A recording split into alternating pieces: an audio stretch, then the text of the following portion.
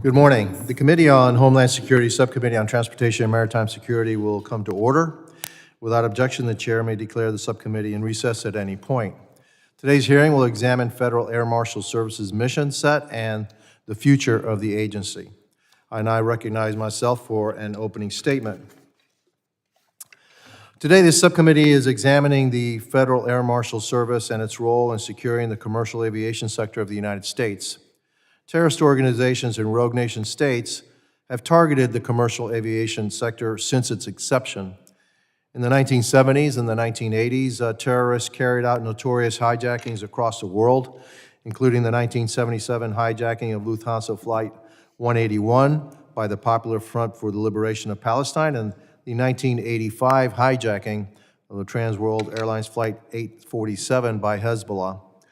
While most prior incidents involved hijackers seizing passengers and crew as hostages and demanding ransom for their release, the nature of the threat shifted dramatically with the al-Qaeda attacks on September 11th, 2001. As the nature of the threat evolved, so has the role of federal air marshals. While the United States government has deployed air marshals on commercial flights since the early 1960s, today's Federal Air Marshal Service was formally established in response to the September 11th attacks. After September 11th, waves of volunteers stepped forward from other law enforcement agencies and from all walks of life to sign up for the Air Marshal mission, and the organization became part of the newly established Transportation Safety Administration. 20 years later, after the September 11th attacks, the threat to the commercial aviation sector continues to evolve. Fortunately, our capabilities to counter terrorist threats against commercial aviation have also advanced. Diligent vetting of potential terrorists in between when an airline ticket is purchased and the day of the flight gives law enforcement more time to foil terrorist plots before they can be carried out. TSA is continuing to improve its screening equipment, and my colleagues and I on this subcommittee continue to advocate for the agency to speed up its deployment of new technology to ensure airports have modern, capable systems at their security checkpoints. TSA also offers training like the Federal Flight Deck Officer Program to airline flight crews to respond to in-flight threats. It is critical that we are proactive in staying ahead of the threat and continually look for opportunities to sharpen our capabilities and enhance our technologies. In this context, I believe it is essential to reevaluate the role of federal air marshals in aviation security. I'm concerned that air marshals are not being utilized effectively. It was recently reported that former Congresswoman Tulsi Gabbard was monitored by federal air marshals during commercial flights because of her name appeared on TSA's Quiet Skies program. The Quiet Skies program aims to prevent terrorist attacks, not unduly surveil law-abiding citizens traveling on commercial flights. Additionally, I'm concerned about the deployment of federal air marshals to the southwest border. While TSA has assured the committee that these deployments did not impact normal FAMS operations, it is troubling to me that the border crisis has escalated to the point of needing additional personnel surged to the border. It's a long past time for the Biden-Harris administration to get this crisis under control. 2 weeks ago, we commemorated the 23rd anniversary of the September 11th attacks. In the wake of this somber occasion, it is important that the subcommittee continue to work proactively to secure the commercial aviation sector and prevent an attack like that from ever happening again. This subcommittee must utilize its oversight authority over the Federal Air Marshal Service to ensure that taxpayer dollars are being used efficiently and effectively in the mission to deter terrorists and other criminals from targeting the commercial aviation sector. We must ensure that the Federal Air Marshal Service faithfully and effectively fulfills its mission to safeguard the passenger aviation sector. Thank you to our witnesses, Ms. Sherman and Mr. Casaretti, for appearing before this subcommittee, and I look forward to your testimony. I now recognize the ranking member, the gentleman from Michigan, Mr. Thanadar, for his opening statement. Good morning. Thank you, Chairman Jimenez, for holding this hearing today, and thank you to our witnesses for being here. Look forward to listening to you and your thoughts. This is our subcommittee's first hearing since we commemorated the anniversary of September 11th attack a couple weeks ago, so it is fitting time to evaluate the state of Federal Air Marshal Service. FAMS has evolved significantly since September 11, 2001, when only 33 air marshals were in service, working under the Federal Aviation Administration. In the following months and years, FAMS expanded exponentially, hiring hundreds and eventually thousands of marshals to protect our skies. Today, FAMS carry out an essential mission every day, serving as the last line of defense to secure commercial flights from terrorist attacks. TSA has evolved its methods for assigning FAMS to flights to ensure coverage is driven by intelligence and risk assessment. Thanks to the leadership of Ranking Member Thompson and the support of Congress, TSA has also evolved pay for FAMS along with the rest of the TSA workforce. Finally, placing employees on equal footing with counterparts at other federal agencies. However, other aspects of FAMS have changed little over more than 20 years and may be in need of reform. For too long, FAMS have voiced dissatisfaction with the day-to-day realities of serving as air marshals. The job of an air marshal is extremely demanding, as FAMS must stay alert and focused during long-haul flights, travel on little rest, and spend significant time away from loved ones and support networks. FAMS have struggled with impacts to their health, including their mental health. Tragically, according to TSA data, since 2002, 16 FAMS have taken their own lives. Sadly, this experience is far too common among law enforcement within the Department of Homeland Security and throughout the country. I'm proud to have co-sponsored Ranking Member Thompson's bill, the DHS Suicide Prevention and Resiliency for Law Enforcement Act, which would help address the challenges facing FAMS and other DHS law enforcement personnel. Congress must consider whether FAMS requires additional reforms to protect the health and well-being of its employees and ensure their ability to continue to secure air travel. I look forward to hearing from our witnesses about their recommendation for the future of the Federal Air Marshal Services. Thank you, and I yield back. Thank you to the ranking member. Other members of the committee are reminded that opening statements may be submitted for the record. Again, I am pleased to have a distinguished panel of witnesses before us today on this critical topic. I ask that our witnesses please rise and raise their right hands. Do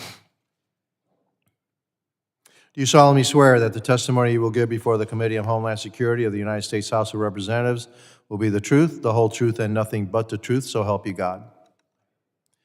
Let the record reflect that the witnesses have answered in the affirmative. Thank you, and please be seated.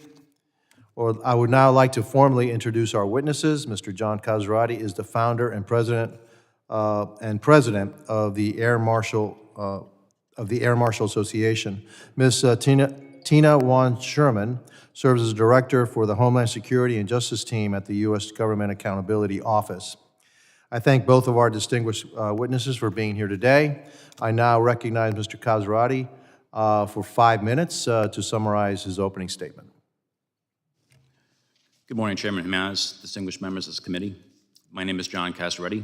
I'm the president of the Air Marshal Association. The AMA represents thousands of current and former air marshals, and approximately half of flying air marshals are voluntary members. I was working as a customs inspector in New York City on September 11, 2001. I worked at the Ground Zero cleanup and fresh kills recovery efforts for 7 months, then joined the Federal Air Marshal Service shortly thereafter. Those experiences created a sincere and personal desire to ensure the FAMS mission is successful. Currently, FAMS are part of the TSA. The TSA mission is to screen passengers and property at our nation's airports. It's an important mission, but it's not a law enforcement mission. Air marshals believe that a lack of law enforcement culture makes the TSA either unable or unwilling to develop the FAMS service to its fullest potential. As I testified to this committee in November 2021, the agency's security strategy must evolve, and the FAM mission must be redefined. We cannot be just another layer of TSA bureaucracy.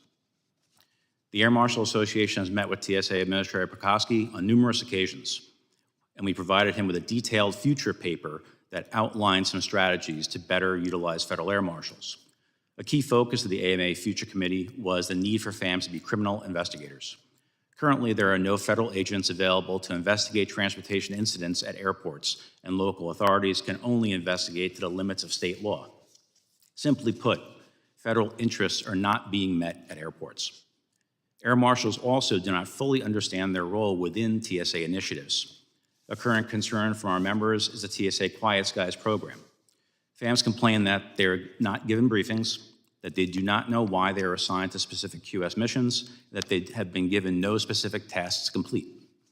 The TSA will claim that Quiet Skies is a useful and effective measure, but we disagree. To our knowledge, no Quiet Skies mission has resulted in the identification of a terrorist plot being uncovered, or a terrorist action being stopped. Because of questionable programs like Quiet Skies, the Air Marshal Association worked with former Congressman Heiss to enact the Strengthening Aviation Security Act in the 115th Congress. The law required TSA to tell Congress what specific intelligence is used to assign FAMS on missions. Many years later, we're still waiting for this report. Another recent misstep has been the AVO program, which assigns FAMS to airports without specific mission or clarification of their authority. While we agree that assigning FAMS to airports is a step in the right direction, the FAMS must be empowered to investigate any security incident or insider threat that they may encounter. There are simply too many operational criticisms to cover in this short statement. However, there are a multitude of other TSA missteps that need to be mentioned and may help explain why FAM morale is so low. For example, the AMA was forced to sue the agency in federal court for constitutional rights violations, management misconduct, and for lack of due process during agency investigations. The AMA is also suing for back pay and overtime for work performed since 2013. Even now, FAMS can be assigned to shifts over 20 hours without receiving overtime due to misguided agency policies. FAMS are also required to remain on call 24/7 without compensation. Sadly, the TSA believes it can behave this way because Congress authorized it. Public Law 107-71 of 2001, commonly referred to as the ATSA, essentially gives the TSA the authority to do whatever it wants. Prior administrators have even testified during open congressional hearings that they do not have to answer congressional questions and have also resisted subpoenas. This TSA defiance of Congress originates at the TSA Office of Chief Counsel and aided by DHS Office of General Counsel. TSA will do nothing without the permission of their chief counsel. This top-down control of TSA decisions by unaccountable attorneys who are detached from the mission has paralyzed the air marshals. All FAMs understand that law enforcement is a demanding job, but no FAM signed up to be on call without compensation, to work punishing schedules, to endure management abuse, or to be subjected to investigations that violate our basic rights. The issues air marshals face have brought some agents and their families to the breaking point. We have lost many to suicide and other mental health issues. I have personally lost friends, and I've watched families crumble. Air marshals tell the AMA that they want to be removed from the TSA and placed into a law enforcement agency. Since 2001, an entire generation of FAMs was made to work for 20 years under difficult conditions and then retire without fair compensation. The FAMs that remain do not want to share this fate. Responses to 2 recent surveys show that between 83% and 93% of air marshals want to leave the TSA. And simply put, they don't trust the TSA after 23 years. I'd like to thank this committee for holding this hearing and for the opportunity to testify before you today. I look forward to your questions. Thank you, Mr. Casaretti. I now recognize Ms. Sherman for 5 minutes to summarize her opening statements. Chairman Jimenez, Ranking Member Tanadar, members of the subcommittee, thank you for inviting me to testify this morning on behalf of GAO. 23 years after 9/11, threats to aviation security remain prevalent and have evolved beyond terrorists storming the cockpit to now also include threats from explosives, insiders, cybersecurity, and more. Tasked with promoting confidence in the nation's civil aviation system, the Federal Air Marshal Service, or FAMS, assigns armed federal law enforcement officers to provide an onboard security presence on selected domestic and international flights by U.S. carriers. To provide as much coverage as possible, FAMS uses a deployment strategy that involves identifying flights and determining how to divide its resources between in-flight and ground-based security. GAO's work since 2016 has examined a range of issues related to FAMS and has also highlighted two key areas where FAMS could strengthen its efforts. Those are organizational performance and workforce management. Regarding organizational performance, GAO has made 8 recommendations to FAMS and TSA since 2016, and 6 have been implemented. These recommendations include comprehensively reporting on performance information and assessing the effectiveness of its countermeasures. We also recommended that FAMS consider risk when setting annual targets for domestic and international flights to achieve its mission priorities. Without doing so, FAMS could not ensure it's devoting its resources to the highest risk flights. FAMS has since revised its deployment strategy and no longer uses annual targets, so it did not implement our recommendation. We continue to believe that risk should be a key consideration in any FAMS deployment strategy. Regarding workforce management, GAO has made 12 recommendations to FAMS and TSA, and all but one have been implemented. These recommendations span assessing the health and fitness of the FAMS workforce to facilitating employee access to COVID testing during the pandemic. We also recommended FAMS monitor air marshals' work hours against scheduling guidelines. FAMS has developed a standard report showing air marshals' actual work and rest hours are consistent with its guidelines, but does not provide the report to leadership or produce it on a regular basis. Doing so would fully address our recommendation. In 2023, FAMS issued a new roadmap to guide its efforts. The roadmap outlines 5 priorities and efforts to identify and align funding, prioritize risk and allocate resources, and improve operational and mission support. It also states that implementation would not be fully realized until the end of this year. To support the subcommittee's oversight role, future congressional studies could examine FAM's progress in implementing the roadmap and whether it contains specific strategies to help it achieve its objectives. GAO's Guide to Managing and Assessing Performance of Federal Organizations could be used to help Congress determine if FAMS is achieving its objectives. Congressional oversight could also cover the degree to which FAMS supports the overall health and wellness of its air marshals. And GAO's strategic human capital management body of work includes leading practices to address those and other workforce challenges. In closing, protecting the civil aviation system amidst evolving threats is critical to our nation's transportation security, and GAO is prepared to continue to assist the subcommittee in its oversight of FAMS and TSA. I'd like to thank my GAO colleagues for their support in advance of this hearing and to the subcommittee for their focus on this important topic.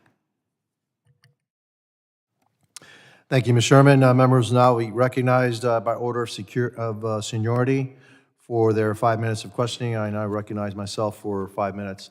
Mr. Casaretti, your testimony was somewhat troubling to me. How many FAMs are there? How many Federal Air Marshal personnel are there?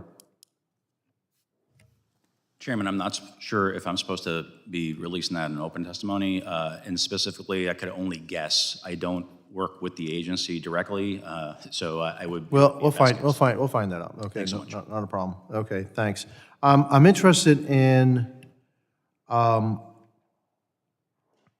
where is it that you would want the FAMS to be? I mean, you don't want it to be under TSA, but where would you recommend that it should be? Should you be your own agency, separate, or should you be under some other law enforcement branch of federal government? I think the FAMS want to be under law enforcement. We've had this conversation with amongst ourselves and with different staff. The best fit would be in a law enforcement, not a regulatory agency. Standalone probably would be more problematic than it's worth. And the air marshals just want to make sure that there's an intelligence basis for them going on these flights, that they have a a meaningful contribution to security in so much that they can do investigative work and try and find the problems before they get on the aircraft as well. We've toyed around with DOT, looking into the authority of that. There's been a lot of speculation and questions about whether or not we could become HSI agents and whether or not the duties in the air are going to be a collateral duty. Those are promising, but I think there's going to be an issue with the shifting authority from 49C over to 19 USC authorities. So we're still talking about that. We have no answer. We're hoping this committee can figure it out for us. Yeah, but we're going to be looking to you, the people, to tell us, hey, where do you think you best lie? I guess, we're going to look at it ourselves. When you're assigned to a flight, are you assigned to a mission, or are these things random, or how does that work? So the missions, a lot of the missions are random, but there are QS and those types of flights, or SMCs, that they say. Could you speak English for me, please? Yeah. I don't speak TSAEs, so. And special mission coverages, they say, are intelligence-based missions. Quiet skies, they say, are intelligence-based missions. Unfortunately, we don't feel that the rule sets that they're using to create these missions are necessarily intelligence. One of the reasons why we worked with Congressman Heiss in the past was because we were trying to flush out exactly what they were doing with intelligence and why they thought these missions were of higher risk that required a federal agent to be placed on it for anti-terrorism measures. It just didn't make sense to us. And what we found out was they borrowed, or they thought that they would borrow a rule set system from Customs, which is called automated targeting system, which puts these rules in place, and they grab people that happen to stumble into it, like a gill net. And I worked for Customs, and I used to deal with this before. That system was designed to be used in the border area. It was designed to have inspectors actually asking questions of these people that might stumble across a rule set. So in that scenario, it works very well because you have eye-to-eye human law enforcement contact with the individual that may have stumbled across the rule set. Air marshals can't do anything like that. They're assigning air marshal on the flight based upon these single data points. I don't consider that intelligence, and a lot of the air marshals don't either. The Quiet Skies program, how does one get on that list? You have to trigger one of the rules. There's rules that they make, and they're triggered, and if you happen to trigger it, you're on the program. Okay, so I guess we're going to have a classified briefing with TSA to find out how one gets on that list, and how in the world does a former congresswoman get on that list. And so when somebody's in the Quiet Skies program, anytime they fly, they're going to be seen. Somebody's going to be with them. Is that what you're telling me? They're going to, there's a high risk there's going to have an air marshal on the flight. I don't know if they're going to have a job on that flight, but they'll be put on the flight. Fair enough. I think that's better in a classified setting as to how one gets there and why certain people are on it.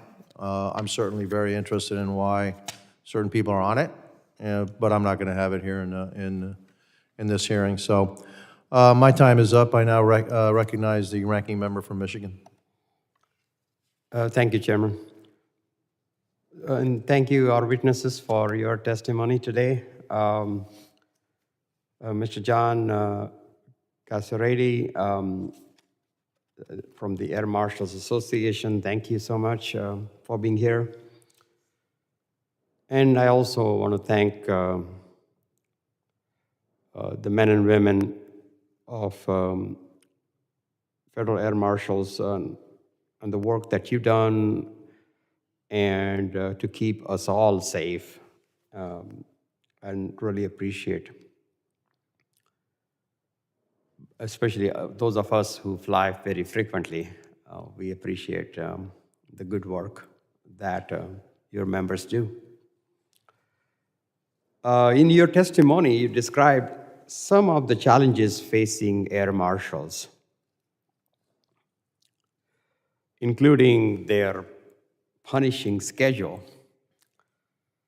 would you please walk us through what kind of schedule would be typical for an air marshal during a given week? When they're asked to perform or be on a flight, what information do they have? What trainings do they have? What is expected of them? And how taxing could that be? Yes, Ranking Member, there's a regular day would be unknown at this point because schedule changes happen all the time. They'll pretty much be on standby, which affects their personal lives. They may be called to get on a flight early. They may be told at the end of their shift to be on a flight that lasts for 8 or 9 hours. So a lot of the problems that the FAMS face is that they're in families, they have childcare, there's dogs to walk, there's things to do that can't be dropped at the drop of a hat. As far as the long work days are concerned, our international missions can run on our longest haul flights, 16 to 20 hours, and that doesn't include the pre-mission briefings, doesn't include the breakdown or the meeting with foreign authorities to lock up weapons, getting to the hotel. By the time you actually have your time to yourself, you may have worked a triple shift and you're pretty much wiped out. But then you gotta go to sleep, find food in some cases, off times at the destination city, and get your sleep in, maybe get a workout if you can, and get right back on the aircraft and do it again.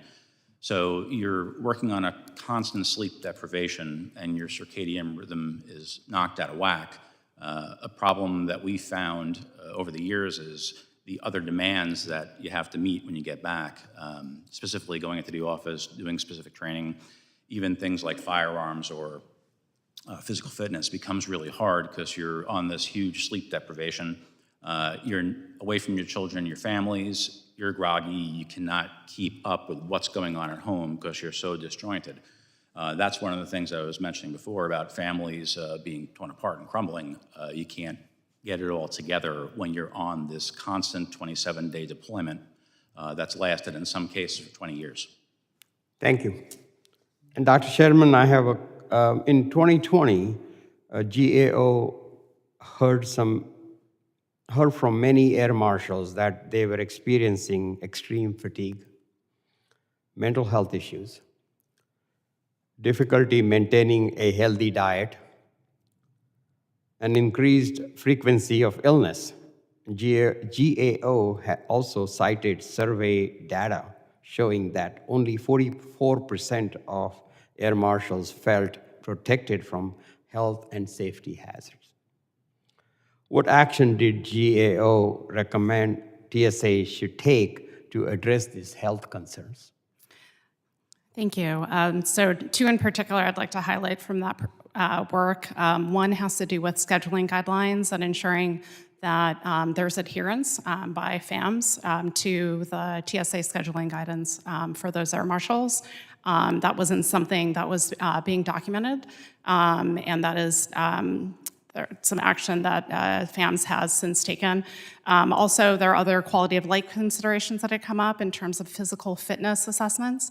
And while those assessments were being carried out on a regular basis, they weren't also being documented. There wasn't a lot of information that was easily accessible, and there wasn't information in some type of a system that would allow FAMS to look across the workforce and really better understand the physical fitness and, of course, some of the mental health issues as well of the workforce. So we made those recommendations.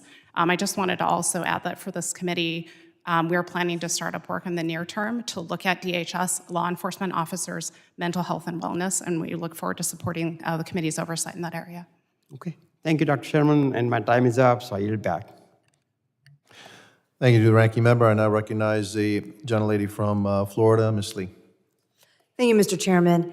And Dr. Sherman, I'd like to pick up right where you left off and talk a little bit further about the Federal Air Marshal's roadmap and some of the initiatives that are outlined there.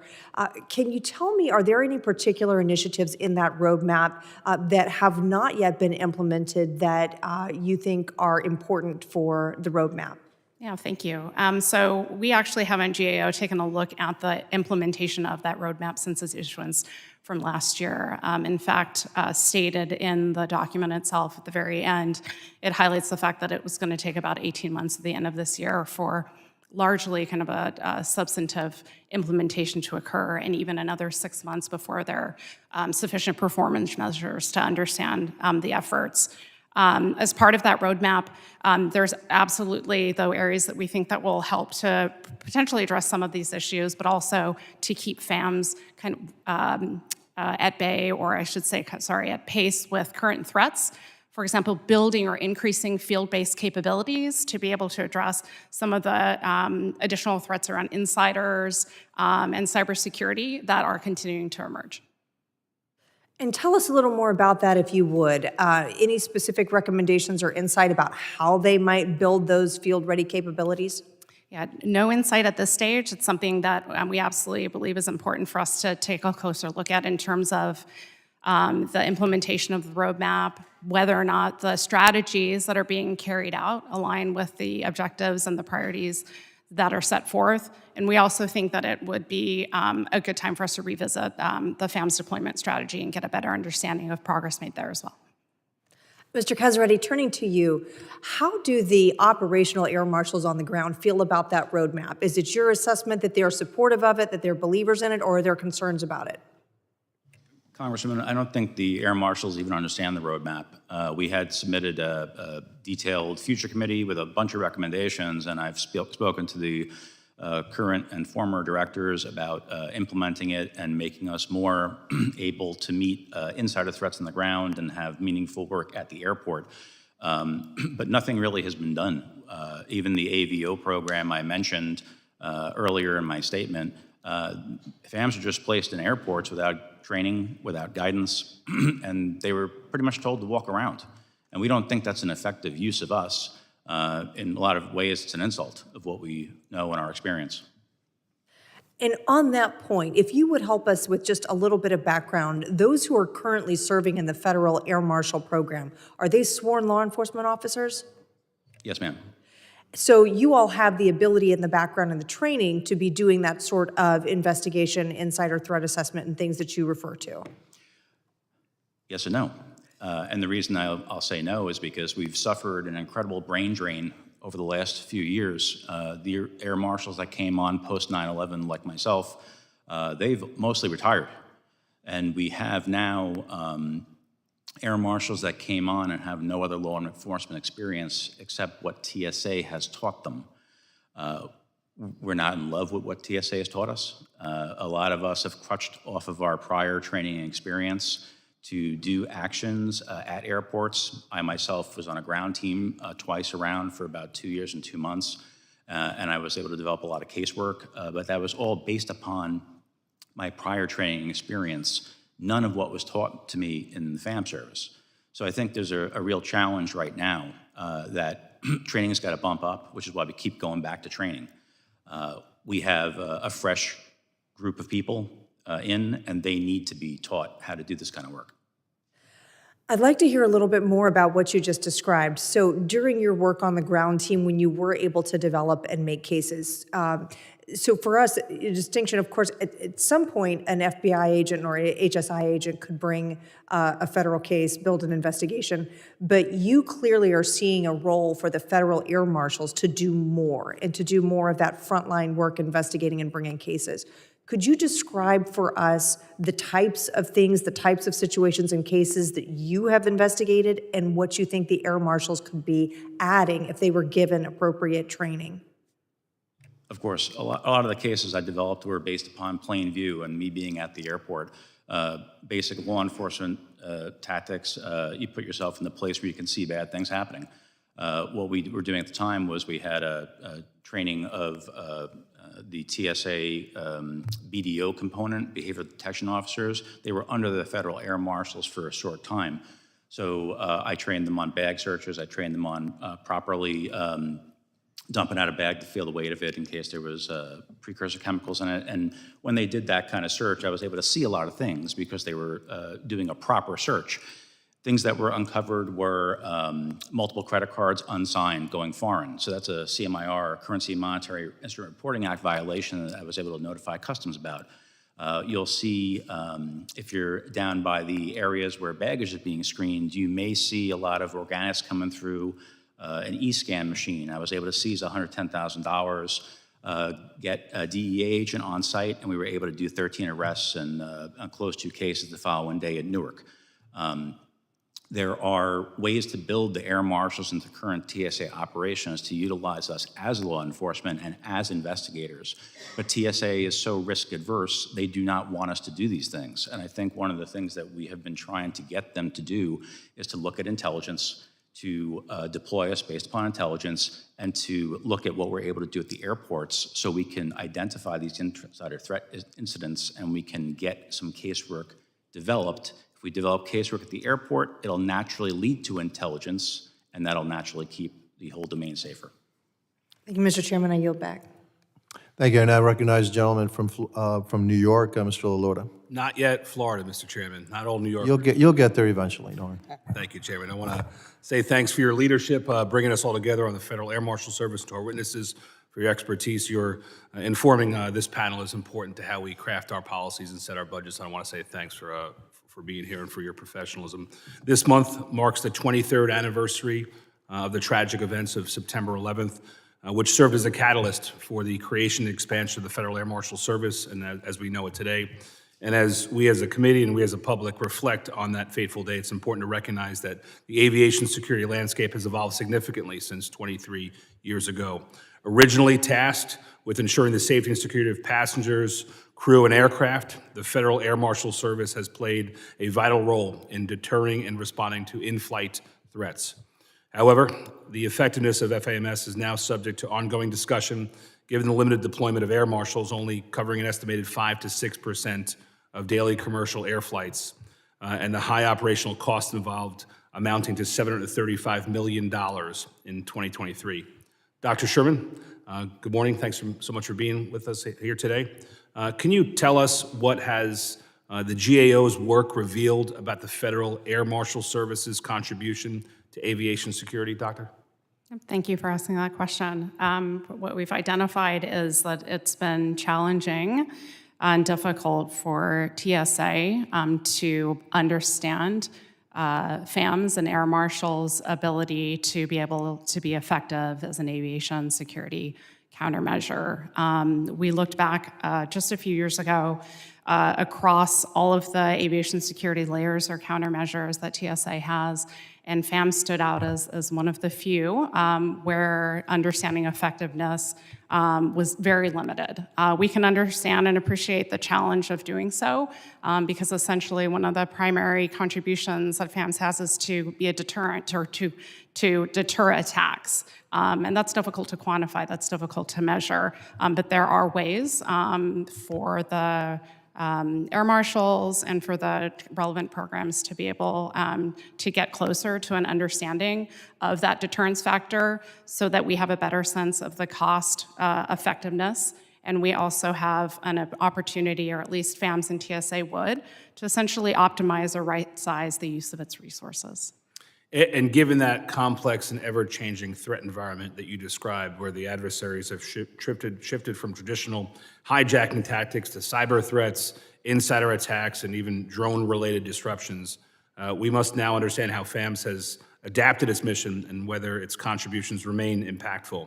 A follow-up question to that is, how has FAMS adjusted its operations and deployment strategy to adapt to these new threats? Doctor? Yes, we've talked a little bit about ground-based operations already, considering Viper teams, support of transportation security officers at the airport, providing security or law enforcement assistance not only at the airport but also in transportation hubs in the surface and kind of maritime space, providing other types of assistance or support as intelligence is identified. And that move towards ground-based deployment is not only something that is a function of the changing nature of the threats, but it's actually something that FAMS has been interested and has had a desire to move toward since, I think, 2010 or 2011, in part to help address some of the physical and mental wellness challenges that we were talking about earlier. Good, and I want to get into that a little bit more, but with the remaining time I have left, just about a minute. We, Congress, this panel especially, knows the nature of the job includes frequent travel and long hours, and we know that can take a toll on the morale and mental health of our federal air marshals, and we have a specific appreciation for that. And understanding how air marshals view their roles, leadership within FAMS and TSA, and the factors contributing to job satisfaction or dissatisfaction is crucial in how we can assess how we can improve engagement, morale, and retention among air marshals. And with about the 30 seconds I have remaining, Mr. Casaretti, I want to thank you again for being here with us today. Tell the panel here how the air marshals generally feel about their role. How's morale? How's everybody doing? Congressman, morale is low. It got a bump because we finally have equal pay to the rest of our peers in law enforcement, but none of the other issues have been solved. And that's one of the big problems. Over and over again, I talk to FAMs from across the country on a weekly basis, and it always comes back to the simple fact that the FAM does not know why they're on the specific flight they're on. And that's usually what we always get back to. What is the specific intelligence for the flight that I'm on? No one can tell us. And even with the program I related earlier with Quiet Skies, they say there's specific intelligence, you will get a PDF with the picture of the individual, but you have no job, and there is no specific reason for you to be on that flight that's identified. So we're being told to sit on an airplane, but we have no job. And it turns out that me, myself, and my entire career, my agency never really told me I had a job, except if you see a gun on the plane, take care of it. If you see a violent incident, take care of it. But other than that, I feel like my entire career was squandered, except for my own proactive efforts at the airport. I can tell you, and I'll yield back in a moment, Mr. Chairman, but under the chairman's leadership, this panel cares about the morale. We understand that morale leads to more effectiveness, which leads to safer skies. It's an important mission that we should all strive to, and appreciate your testimony today. Chairman, I yield. Thank you, and I recognize the gentleman from Louisiana, Mr. Higgins. Thank you, Mr. Chairman. Mr. Casaretti, Dr. Sherman, thank you for being here today. There's been an ongoing discussion in my office for quite some time. Of course, I support in enforcement of the law and protection of our travelers. And we all travel a lot. It's has always been, to me as an American, comforting to know, even as a cop, when I was a full-time cop, and sometimes I would travel on a pretty regular basis to participate in a training somewhere or to interact in some manner with other law enforcement. So even being a cop on an airplane, it was always reassuring to think, maybe there's an air marshal on a plane, try and identify the guy. Maybe it's that guy, maybe it's that guy. Like, just the way it's supposed to work. So, being a supporter and a cop myself, it was that much more troubling as a constitutionalist when it began to be brought to my attention that maybe the Air Marshal Service has been co-opted by some darker force within the federal government that would oppress the freedoms and rights, including the very, very basic freedom to travel the land that Americans enjoy. So I paid very close attention to the initial whistleblowers that came forward and spoke to me in my office, and we performed our due diligence. We discovered a letter that I had not known of prior, that was authored by at that time, the Democrat chairman of this committee and the ranking member of this committee, just after January 6th, essentially instructing TSA to find ways to interact with and obstruct the travel of conservatives that had come to the capital region in the time frame before January 6th and after January 6th. Well, that bothered the hell out of me, that such a thing could happen. And so we started looking into it. And some disturbing things have come to light, and some things that we thought perhaps were disturbing, they were settled.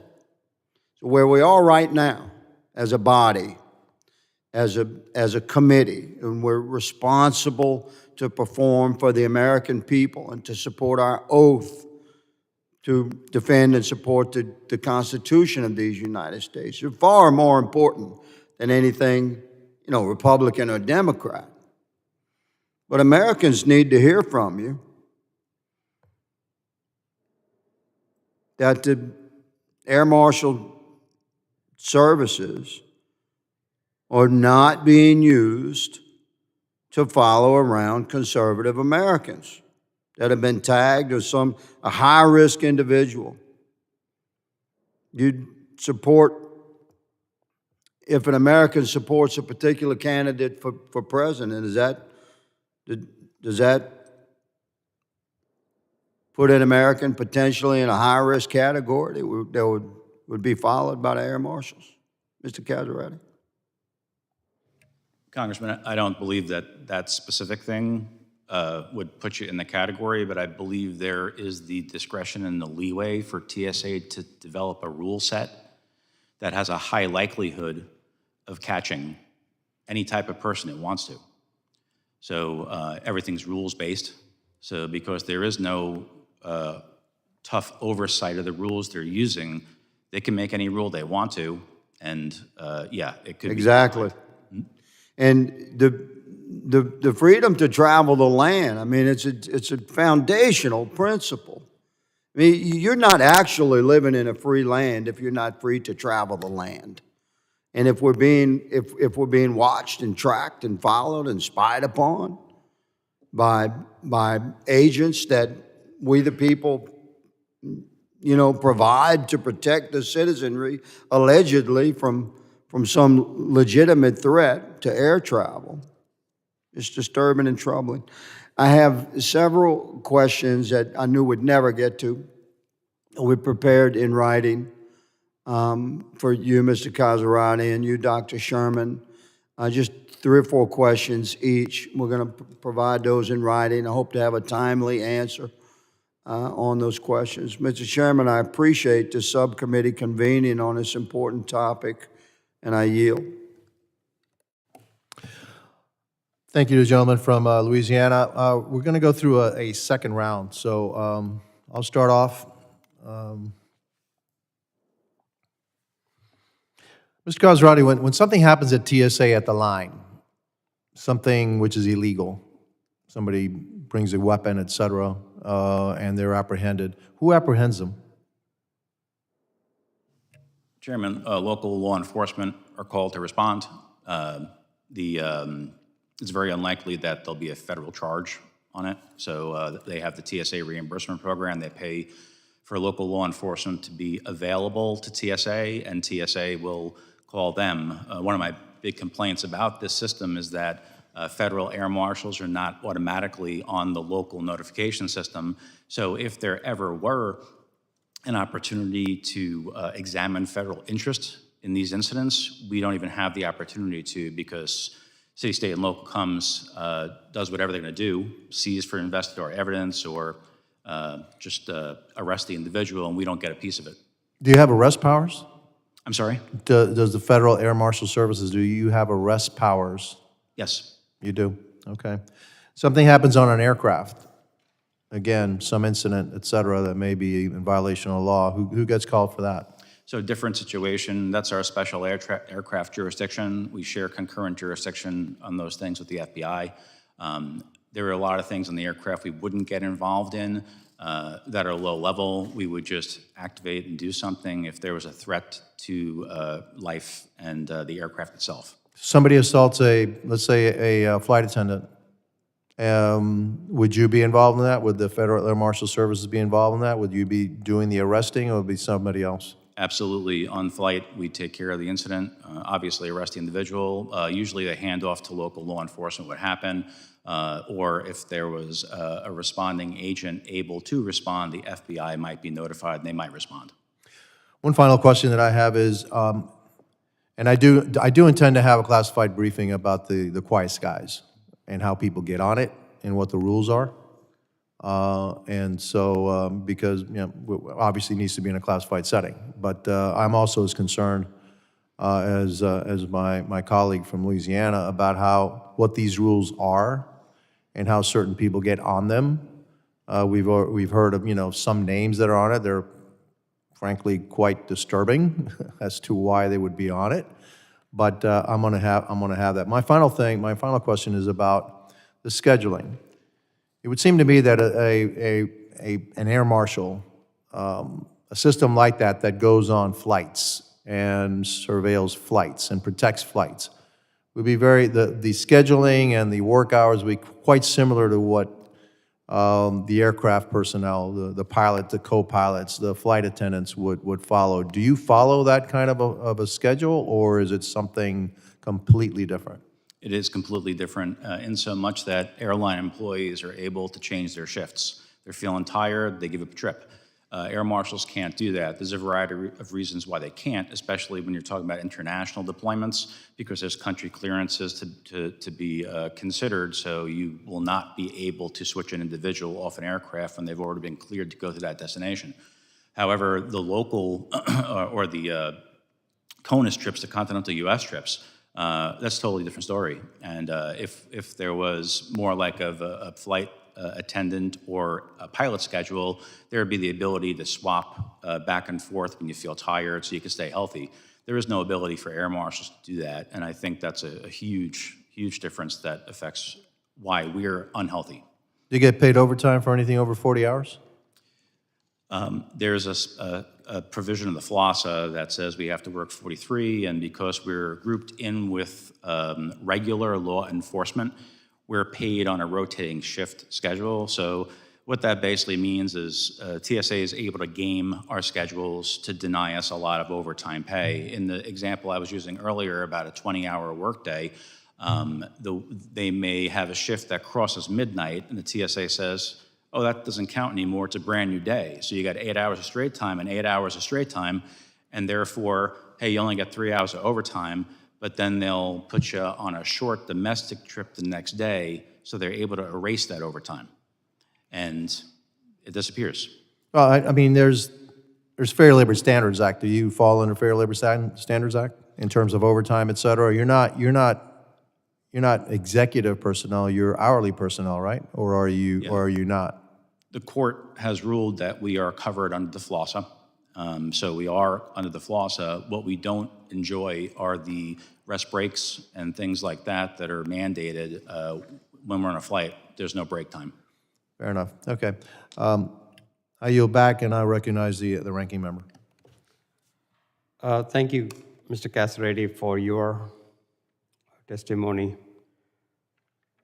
So when you have longer flights, 14, 16-hour flights, are there multiple air marshals on those flights? Our assignments are based upon risk. The longer flights, usually it's a larger team, and that's also on the size of the aircraft itself. You have a working area that you can cover, a line of sight, and where you can observe things. So if it's a bigger aircraft, obviously we need multiple teams, one to cover the flight deck, one to take care of maybe bombs in the back of the aircraft if we find one. So there's larger teams and larger aircraft. Okay. Now, the GAO's report came out before COVID. And I believe that FAMS were classified as essential employees. And they were required to fly missions throughout the pandemic, which I imagine only made mental health challenges even worse. How would you describe the mental state of most air marshals today? what resources do you believe would help air marshals who are struggling with their mental health? I think the mental state of most air marshals that have been flying for a long time is strained, and that's because it's a compounding thing month after month where you're having issues not being home and not being able to contribute meaningfully to home life and contributions. For instance, one of the GAO reports that's in front of me, just to reference the estimated shift time, 29% of air marshals' shifts were over 18 hours in 2019. That's just directly prior to the pandemic really affecting how we fly. If you're being scheduled almost 30% over 18-hour workdays, notwithstanding your commute and other things that you have to do to prepare, there's almost no time at home. And you just cannot have a home life. My own family suffered terribly, and we made a decision as a family for my wife to quit and homeschool our kids. And we've done that for 12 years just because it was the only time I could get with my family. So if you're not able to make those kinds of changes to your life, things devolve quickly, and we have a very high divorce rate in the FAMS. Typically, on an average, how many hours do they work per week? It varies. It depends on your scheduling, and mostly it depends on where your field office is located. The coastal field offices have a lot of international flights, where a lot of the middle-of-the-country field offices do a lot of multiple leg flights, 3, 4 a day. So it just depends. Are they hourly workers or they're exempt salaried workers? Air marshals are, it's FLOSSA workers, so we get paid a salary, but we get paid hourly for overtime purposes. All right, thank you so much.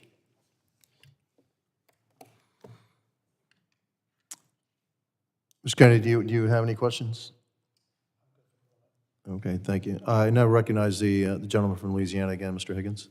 Thank you, Mr. Chairman. Dr. Sherman, in your statement, you stated that since 2016, we've made 20 recommendations to address various challenges affecting the Field Air Marshal Services. These generally fall into 2 areas. 1, organizational performance, and 2, workforce management. Is that from your statement? That's correct. Yes, ma'am. Well,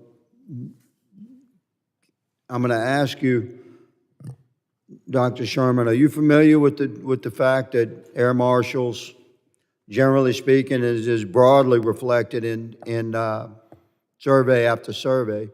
Air marshals want to do law enforcement work. They don't want to do political work. And that's why they want out from under TSA. When you survey air marshals again and again and again, so they don't want to be a part of TSA because they feel that TSA is like politically, has become a political extension of whoever's in charge. And air marshals want to handle law enforcement missions on a plane. Mr. Casaretti, is that an accurate reflection of your surveys that show that 83 and 93% of air marshals want to leave TSA? Simply put, air marshals do not trust the TSA after 23 years, that they want to be removed and placed in a law enforcement agency. Why? Because they want to perform law enforcement missions? Is that generally accurate? That's correct. Okay. So when you have a letter, Dr. Sherman, I'm going to ask you if they'd be more effective, if in your opinion, the field air marshals would be a more efficient, more effective agency performing for the American people in their law enforcement role, which is what they were originally intended to do, not as political spies or political, like, extensions of the weaponization of some political agenda out of this executive branch or that executive branch. These guys don't want to do that. They want to do law enforcement. So you're looking into the efficiency of the agencies, talking about organizational performance and workforce management. When morale is low and turnover is high because the workforce is not happy with the role that they're playing, then of course they'd be less efficient than if you flip that switch. And what survey after survey shows is that these guys, they want to do law enforcement work, not political work. But I ask you each to reflect upon these words from the letter on January 11th of 2021, written by Chairman Benny Thompson, who was the chair of this committee at that time. He's ranking member now. Ranking member John Katko, the Republican, we were in the minority, sent a letter to TSA Administrator Pekoski. Nobody knew about this letter, by the way. It took me a year and a half to find out about this letter. To Pekoski, asking for updates on current efforts to disrupt, quote unquote, the travel of white supremacists, close quote, and options available for, quote, denying air carrier service, close quote, to individuals posing a potential threat following January 6th. There you go, that pesky right to travel the land that Americans that enjoy constitutional protections are supposed to enjoy. So here you have the two top guys, Democrat and Republican, signing a letter to the almost use an acronym I'm not supposed to use in here, the man in charge at TSA, saying, hey, we want you to report to us on what you're doing to follow around, using the Field Air Marshal Services to follow around these Republicans that came to the capital region on January 6th. That's political stuff. This is why these guys don't want to be a part of TSA. This is why the performance is lag. This is why turnover is high. It's why morale is low. So, Mr. Casaretti, in my remaining 30 seconds, we covered a broad topic there. Should this body take action to make the Field Air Marshal Services a standalone law enforcement agency? I yield to the gentleman. Thank you, Congressman. I think that would be the best for the American people. I think we need to be out of the bureaucratic agency we find ourselves in to just be an arm of that, and we need to be released to do the law enforcement work we all signed up to do. Thank you, sir, and thank you, ma'am, for being here. Thank you, Mr. Chairman. I yield. Thank you, and I thank the witnesses for their valuable testimony and the members for their questions. The members of the subcommittee may have some additional questions for the witnesses, and we would ask the witnesses to respond to these in writing. Pursuant to Committee Rule 7D, the hearing record will be held open for 10 days. Without objection, this subcommittee stands adjourned.